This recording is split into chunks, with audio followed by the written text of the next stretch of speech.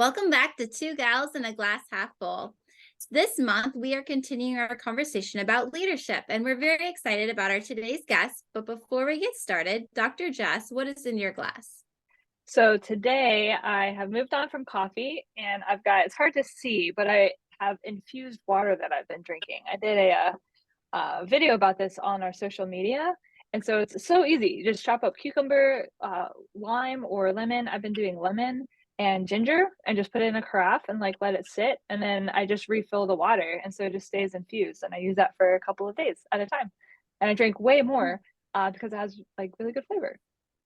So it sounds good. it's really good. And you could do all sorts of stuff in there. Like you could put mint or I put rosemary. I mean, whatever I have a little bit of extra of, I just shove it in and let it sit in water and infuse in, and it's quite tasty. I have to try it. Yeah. So Dr. Bobbie, what's in your glass? I already drank a bunch of water, so I am having a sparkling water. We found, I don't normally like sparkling waters, but it's a brand from Costco. And it just has water and of course natural flavor, which who knows what that is, but it's really good. It's summer berry. So that is what I'm drinking this morning. I like it. And with us today in our month of leadership, we have Jenny, who she will be introducing herself. And normally she would have her glass. However, I'm going to let Jenny explain why she doesn't have her glass in her hands right now. Well, my office gets really bad service, so I had to walk outside. So, I mean, in my current glass is my office, if you wanted that kind of glass. Right. But what I was drinking was just coffee. I like it really strong with a lot of sugar and half and half. There we go. So it's that kind of morning, just roll with it. And it's 10 o'clock and I'm still trying to work. I have one of those glasses that keeps the coffee really warm for a really long time. Yeah. Because that's still like my first cup that I'm still working on. Just, constantly talking. And then I'm like, ooh, a sip would be great. So, right. It's more like a shot at a time of coffee. There we go. That's how that works. I like it. I like it. So Jenny, tell us a little bit about yourself. Okay. So my name is Jenny. I tease saying I'm Jenny from the bank. But that way people remember it. But no, I am a mom of two, full-time mom of two little girls, 8 and 5. And I am a full-time wife, and I'll just say second time around, and it's great. And then I am also a full-time banker, is what I say. I've been doing banking for 16 years. And that's my full-time job, vice president, branch manager, and business banker. So really everything that bank asks, and people I get to help, that's what I do. Short version of a little bit about me. Yeah, I love it. So meaning a little bit about leadership in different areas of your life. Got it. And what's funny is even leadership, even in high school, in my youth group at church, my youth pastor was like, Jenny, people listen to you. Will you go greet people as they come in? Hey, that person is sitting by themselves. Will you go help them with that? Hey, can you stand up on stage and give it the announcement? So in 9th grade, he saw something in me and he sent me to 2 leadership universities that we did in the summer. And so I've either always been team captain of my softball teams through high school, captain of my basketball team. I know y'all can't tell from here, but I am only 4'11 and a half. And yes, I played basketball and I was a captain. And then I think it's just grown naturally into that. Before I even became a branch manager at work, my teammates, whenever the manager position came open, they were like, Jenny, if we're going to work for anybody, we'd rather work for you. Can you apply for that? So it's kind of funny, actually, how long I've been doing some kind of leadership. Right. And I love how they were all different roles, Absolutely. So many different types of leadership. Yes, lots of them. So that being said, obviously your leadership style has grown over the years. What would you say is where you started, and then what kind of got you to conform along the way or make some changes, and kind of noticing what worked versus what didn't work? What did that process look like? Making a lot of mistakes. Mm-hmm. I'll say that. Because doing those different leadership roles when I was younger, I became my first branch manager at 25. And I was coaching people that were double my age. And when my boss came in, was like, hey, I need you to make this change. I'd go right in and be like, all right, this is what we're doing. And I would go into a new team, or a team that had already been formed. And I made mistakes. I did not take the time to learn them as people. I did not come in, and I just came in like a bull in a china shop, making the changes my boss wanted me to make. And I made a lot of mistakes. I wasn't honest with people when I was like, you're not good at your job. I just didn't tell them that. We tried to come up with excuses of making them quit. Like, it was just, so really I learned from my mistakes. And I'm still learning from mistakes that I make, even 14 years after being like corporate leadership. But I learned by a lot of mistakes. I feel mistakes are sometimes the hardest lessons, but the best lessons. Because man, Yes. they stay with you, and you're like, oh, I never want to feel like that again, or I never want to, never want to be in that position again. Like, if I can prevent it. So I feel like even though they're the hardest mistakes, sometimes they're the best. Yes. And I'll tell you, most of them have turned out, and I think too, we make mistakes, but the question is, do we learn from them? And I remember one of my first teams coming in that I didn't form with, but the one I was brand new into, hey, I need you to go to this office. I remember coming in again, bull in a china shop, just trying to change everything right away. And I had one of my teammates literally yell at me in the lobby and just give me felt like 10 minutes, give me a 2-minute rundown of everything I was doing wrong, how horrible of a leader I was. I'm supposed to be building a team and it's not working. You're tearing us apart, da da da da da. And I remember going, huh. First of all, please, like, so I walked back to my office and I remember called HR and was like, what do I do with that? And they're like, nothing. I'm like, what? And they're like, call her in her office and just talk to her.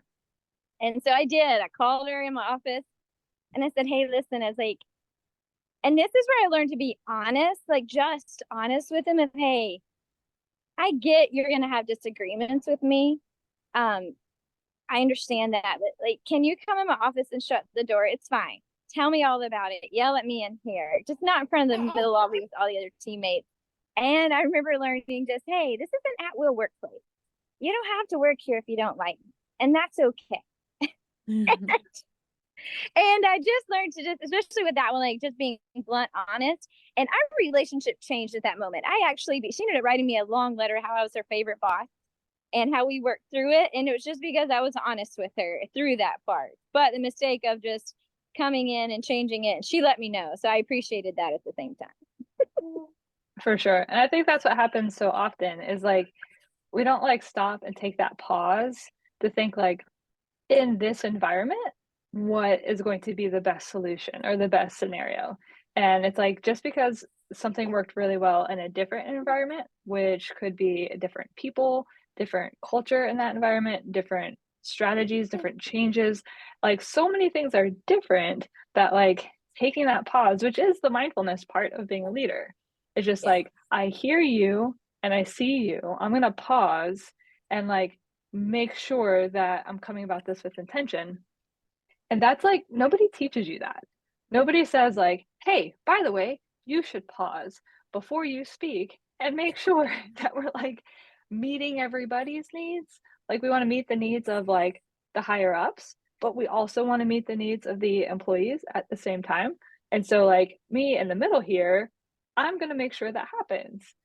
That's pause. At least that's what I do. It's just and like, I think see it as a pause.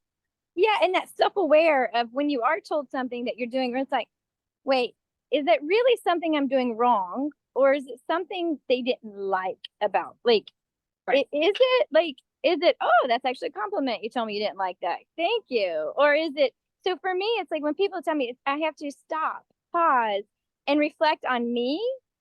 And then make sure, like, did I do something wrong? Did I not? Like, sometimes it's a day. Sometimes it's not an hour. Sometimes it's a day, and then I'll come back and address it. But just being able to stop and think. Yeah. And I think too, like, go ahead. Sorry. No, it's okay. Go ahead. Oh, I was gonna say the different leadership positions. So, like, if I'm in the chamber and I'm leading, that's a different type of leadership. Like from a if someone comes up and tells me I don't run that place. You're not my teammate. I'm just here leading an event. Like, okay, thanks for sharing. I may not address it. Yeah. Yeah. And then at home, it's a whole different ball game too. So, as being leader of mom, right? Right. So either way, you Well, stop and pause. yeah, well, as I say, with that pause, sometimes it's also like, sometimes we as leaders, you can see how this change is going to be beneficial. You can see all the amazing things that can happen from it. But if your team or whoever you're leading doesn't see that, it's going to look as like, what are they doing? You're going to put their defenses and guard up. So sometimes before you tell them what the change is, sometimes you got to get them to see the dream and the vision and where everyone's going, and then explain to them this is kind of how we can get there. But sometimes we're so excited as leaders, you're so excited because you can see, you know where it is. You just go in there, as you said, like a bull in a china shop, and you're like, we're gonna do, and everyone's like, wait a second. They have no idea. They can't see down the road. They don't see where that vision is going yet. And I think that's like that whole sharing, like in my head, like one thing I've learned is share the whys of why we're doing what we're doing, sharing this is the vision. And then like if I'm out of the office because I'm networking or I'm doing like my team still, I want them to know what I'm doing. So I share that part of it. So they see the results, the whys, how we're doing, how I'm doing it. And I love to know the whys. Whys motivate me a lot of why we do what we do. But you're right. My team needs to know that, hey, this is why we're doing. Yeah. I think that kind of gets into, we're talking about that kind of situational based leadership where it depends on what it is that we're trying to get done as to how you implement that message or that feedback or whatever it might be. So it might be a one-on-one type thing where you're super direct.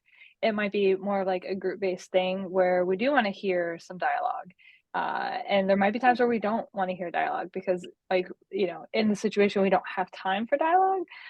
So like really being able to kind of take your own pause is going to help you have that strategy that you at least feel best with. Whether or not it works, you'll know soon enough. But like I know I implement a lot of the similar strategies of what I've learned with working with staff members. I've implemented a lot of that with parenting, to tell you the truth, of like really getting them to understand the why behind the change that is happening. So it feels like they're keeping some of the control in the situation is the moral of the story.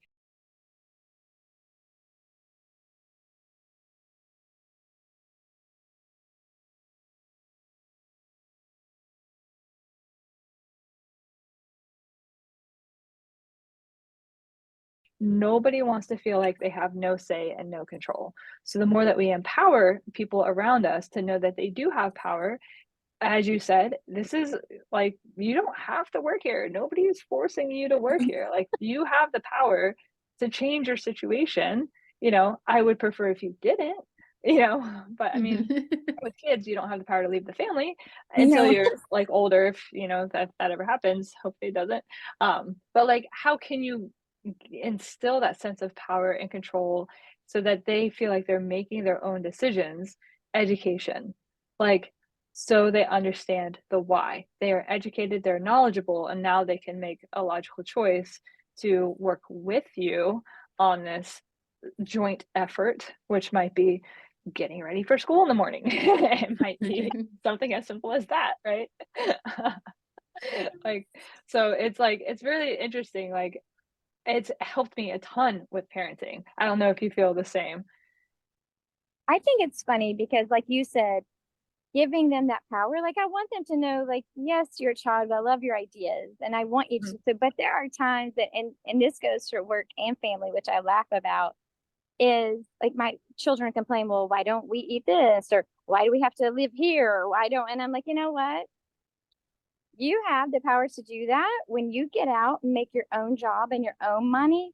Then you can make those decisions. And I remember once my youngest daughter, like 2 years ago, she was like 3, and we were going down a grocery store aisle, and she was like, and I always tell her, look, you don't have your money, you're not going to buy it. Like, And so one day she was walking and she goes, you know, when I have my own money one day, I'm going to buy everything on this shelf.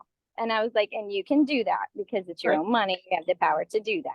Yeah. And I think even my teammates here, like my associates, I'm like, hey, you have the power to be out of this position, but you have to be good at this position first. It's in your hands, but you have Right. to earn that right to get there. Right. And so, yeah, but at least they know that, oh, wait, I can get there. It's in my control. One day it will be, not now, but it could be one day. So, yeah, power. And let them know they can earn it.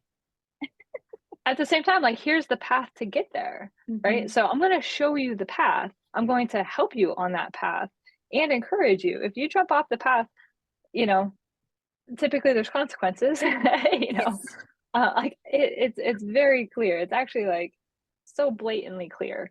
As long as you do this and keep reaching for those things that we have set in place that we've educated you on, whether it's an employee that you're trying to grow into a role or a child that you're trying to get from, like, you know, more efficient in something, or, you know, progress their way through whatever concepts you're trying to get them to learn. It's all just based on, like, how can we get that individual or group of individuals to ultimately see the collective of how their participation really does benefit the collective, whether it's the household, the business, whatever it might be. And the more from my perspective, that we have everybody on that, like, I'm part of this collective whole, then you really do better. Like, the household runs better, it's calmer, it's happier, the business runs better, everybody's kind of excelling in what they're good at and growing in what they're challenged with. And so it's like we kind of hit them in the right areas to kind of excel and grow, excel and grow. But that can be hard with personalities. That can get difficult, depending. Now, have y'all ever, and this is fun, so question back to y'all, have y'all ever noticed, or have you ever asked, like, when I used to have, like, even my kids now, but I'll ask them, like, my youngest was like, Mom, I just can't write this. And I was like, okay, I'll tell you what. And I've learned the power of questions. I was like, if your friend who you knew could write letters came up to you and said, I can't write letters, and you know they can't, what would you use to help encourage them? Like, what words would you say? And then, like, they're silent because it's like, huh? And so when my team, I've learned, comes to complain about something, I'm like, well, what would you do differently? Or what? So I don't know about y'all, but have y'all found that asking them questions actually, like, turns it around a little bit? I think it makes it makes it makes everyone look from different perspectives too. Like, when you're asking the questions, it's like it takes away from them a little bit. And, like, if they have a problem, it's like, well, what's the solution? Because a lot of times people just want to complain, you know, but it's like, and you're welcome to complain, but you better come with the solution to that complaint.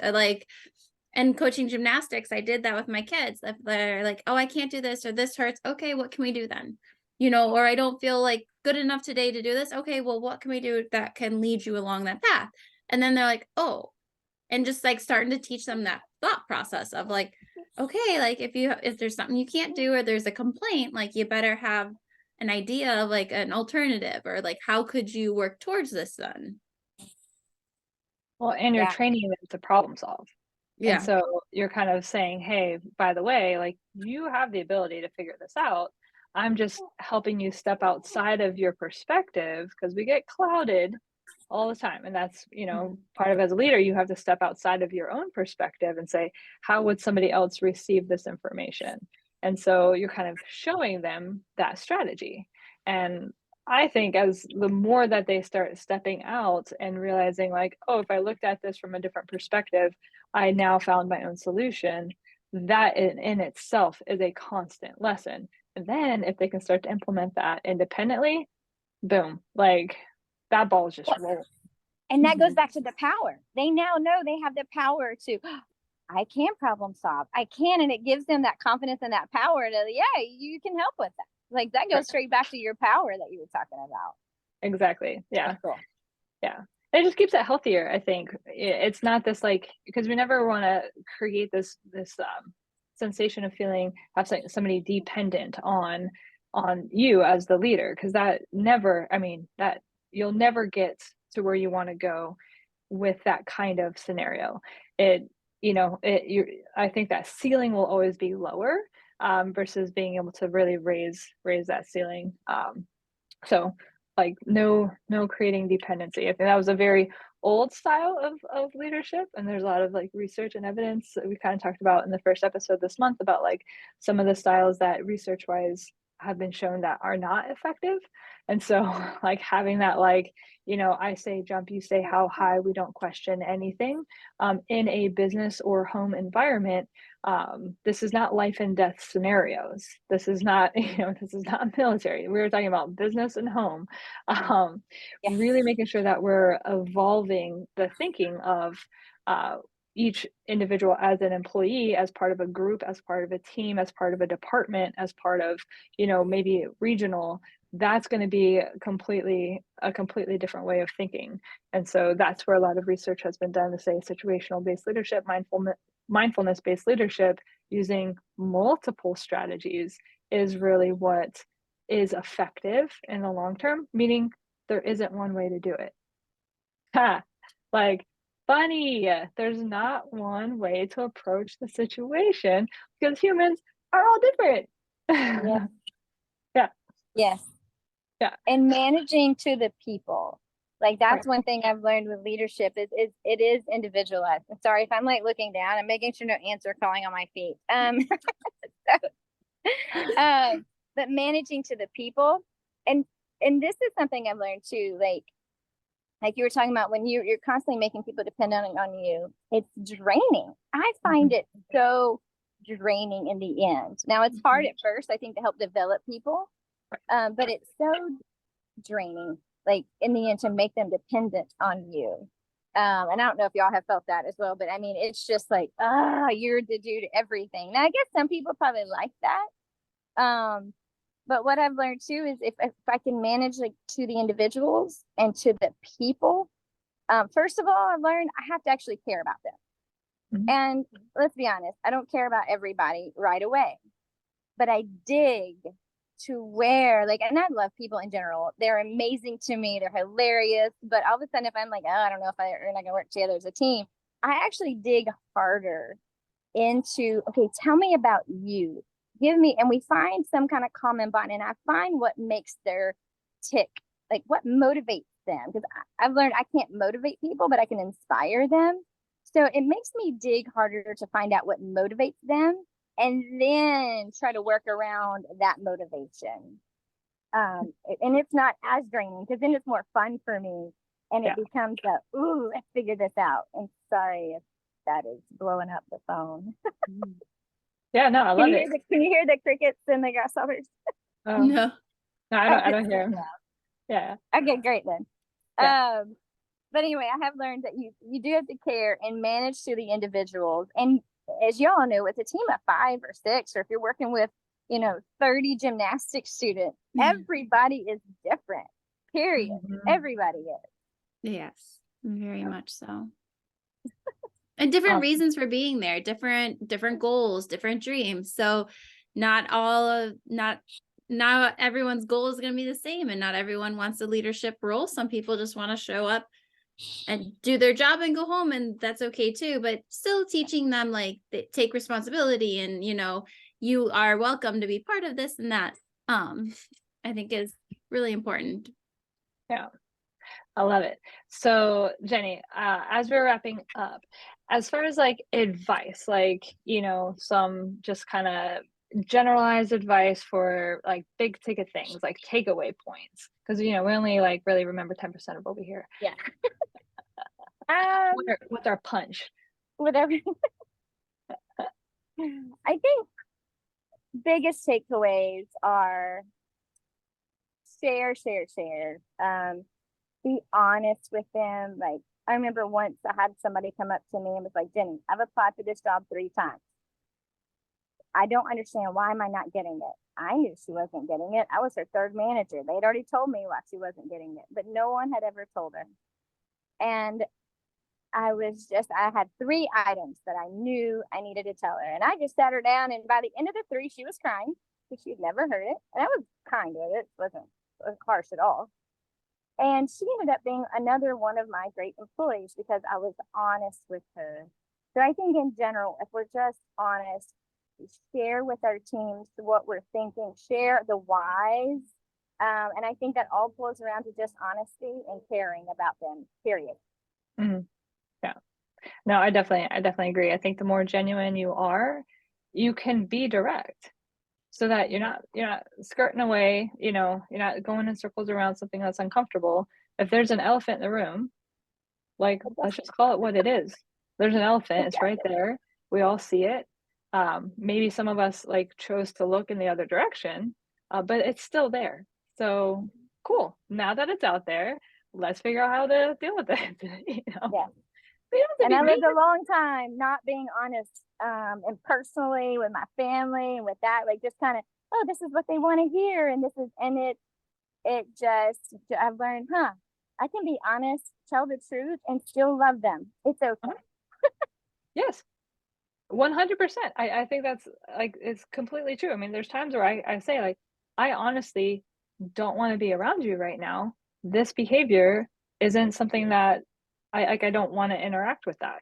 What, you don't want to be around me? I don't want to be around this behavior. So I'm gonna go over here, and then when you're ready to rejoin, I would love that. Like, it's not I don't like you. I'm not screaming at you. Honestly, I really don't want to be around this. Hurts my ears, Like Well, and It makes me shrilly inside. Like I don't want to be uh, around it. I don't want to be around it. I honestly feel that way. So I'm gonna walk into the other room.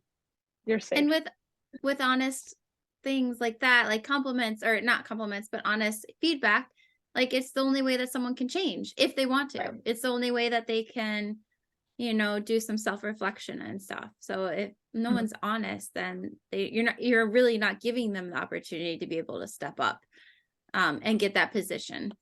Mhm. And you know what I've learned? And kind of going back to the caring thing, you actually have to care for them to be honest with them. And I don't know if y'all noticed that, but like, Yeah. the people that I don't feel like we're actually going to listen, the one time I'm like, if I don't, and I hate, this is going to be strong words, but if I don't care enough, or some people I'll just let it slide because maybe I don't have to be around them that much, or I know they're like a passing through the wind, and I may not say anything, right? Mhm. But like the people I've learned that no, I'm more honest with the ones I care about the most, and I care about their future. And Yeah. so if I'm not wanting to be honest with them, it makes me self-reflect. Like, ooh, maybe I don't care enough, and I've got to figure out that. Yeah. It takes more bandwidth. Like it takes more emotional energy from you to be honest, because it would be way easier to just avoid. Yeah. Really? I mean, like, that's what I try to say the same thing. I'm like, this would be way easier if I just completely avoided it and like just, didn't even go in that direction. However, if I completely avoid this, then this is never going to happen. We're never going to get this done or whatever it might be. And that's just kind of sad for everybody. So let's just get through this, as uncomfortable as it is. There might be tears, there might not be. Emotion's going to come out, which is, again, taxing to like, deal with all of that. I mean, even just having students, like when I would have my interns come in, on a regular basis on the first week, they would cry at some point. I kind of had a little bit of a reputation. And the thing is, not that I was being mean. I would never call names. I would never tell them that they're dumb or stupid. I would just challenge their thinking to have an answer when I would ask a question, because it's better to feel uncomfortable in front of me than when it's a patient asking you, because you're about to graduate and you're going to have a patient asking you this question and you can't cry in front of them. You can't say, I don't know. You need to have an answer. And so, yeah, it's your first week and I am asking you to speak back. Like, that doesn't make me a bad person. That tells me that you're not yet prepared for this step. That's why you're working with me. That's why we're together for the next couple of months. And week one, you're just not used to this level of accountability, but your patients will eat you alive if you can't do this. And this is not a test where there's a multiple choice anymore. Like, you got to defend your rationale. And so it was like, they were like, oh, Jess made another one cry today. You know, just like, and emotion You're is just okay. preparing them, like you said. Just Emotion is preparing them. fine. Yeah. That's where you should be. You should be scared out of your pants. You've never done this before. I cried, not in front of anybody, but like, I can't do this. I don't know. I'm not going to be good. We all have this self-doubt that comes out. And so like, get it out, have the catharsis. It doesn't have to be in front of me. If it is, that's okay. I'm not going to make you feel bad, but like, you're exactly where you should be. They're like, why is this where I should be? You're uncomfortable. I was That's like, where you gosh, grow. I still That's have those days. Yeah. 12, 13 years into the profession, there are still days where I'm like in tears because I don't know how to help this person and I feel like I should, like I don't have the answers, so goodness, I still feel that way 13 years in sometimes. And emotion's okay, by the And it way. is. Yeah. Mhm. Especially when you're brand new into something. Like, it's okay to feel overwhelmed. Now we have to teach you composure in the moment of like, how can we get you through the moment with the right answer to say, you know what, that's a great question. I'm going to do some research and come back with the answer. Okay. Instead of like, I don't know. Two ways to say it. But Mhm. like, it takes so much more energy for me to work with that person and really go through all of that emotion than if I just like let them go, kind of be like lackadaisical. Yeah, do a couple things. I'll sign off on whatever. I mean, that was way more effort than like a laid back CI. So yeah, I know, not laid back. But by the way, this is costing me energy too. Okay. So, I care enough about you and the people you're going to be helping to help and you. the people you're going to be helping. Yeah. So I care about the outcome on the other side as well, because I know that the better we prepare people for what's coming up next, the better the next interactions are going to be. And that's that ripple that keeps going. And so the more that we do it right and really prepare people, the ripple just keeps moving forward in a positive direction. Exactly. Hopefully not the tsunami. Ripple. Hey, I have people have made cry. I just hand them a Kleenex. Yeah. And hey, it's fine. Go ahead. It's Yeah. fine. Do this close and make your door close. That's fine. It's fine. This is a safe place to cry. Like you said, not out there. Let's hold it together. Yep. But come on in here. Here's tissues. Yeah, exactly. Get it out. Like, sometimes it's just like pent up, and it's like, get it out. You're fine. No one's going to beat you up. Okay. But please don't do that out there because they will. Okay. Like, I'm going to let you know. They'll get you. Got to get you strong enough for out there. Right. Okay. Awesome. Oh, and they need that cheerleader behind them. So that's awesome. Exactly. Having some, use a little bit of the emotional intelligence to kind of meet them where they are. So I like it. All right. So this was great, Jenny. I really love it. I love talking about leadership. I think it's just so applicable to like every aspect of life. And I love like talking with other people that get it and are like, it's imperfect. Some of it you make up as you go. Some of it you mess up. Some of it you learn along the way. I love it. Thank you guys so much for having me. Of course. Thank you very much. And we will be moving on next month into pain. So stay tuned for more. Thank you for listening to the episode today. If you would like to learn more about how Two Gals can support you, then join our Two Gals Insiders membership, which can be found at www.2-gals.com. Also, don't forget, follow us on social media. We're on Facebook as well as Instagram. Okay, everybody. Bye. Enjoy your week.